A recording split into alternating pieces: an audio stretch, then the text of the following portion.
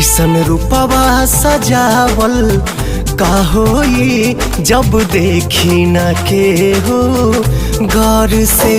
ऐसन रूपवा सजावल का होई जब देखी न के हो गौर से। जब देखल चाही तू करेलू नहीं, मन गुजरेला गजबे दौर से। तू हर कजरा लगावल का होई जब देखी न के हो गौर से। ऐसन रूपवा सजावल का होई जब देखी न के हो गौर से।